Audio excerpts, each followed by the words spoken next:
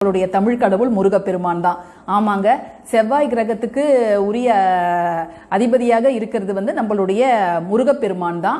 அந்த முருகப்பெருமானை வழிபடுறதுக்கு 3 நாட்கள் ரொம்ப சிறப்பாக கருதப்படுது. அதாவது என்னன்னு பார்த்தோம்னா, வார வழிபாடுனா நம்ம செவ்வாய்க்கிழமை எடுத்துக்கலாம், நட்சத்திர வழிபாடுனா கிருத்திகை நட்சத்திரம் அன்னைக்கு எடுத்துக்கலாம், திதி வழிபாடு அப்படின்னு பார்த்தோம்னா சஷ்டி அன்னைக்கு எடுத்துக்கலாம்.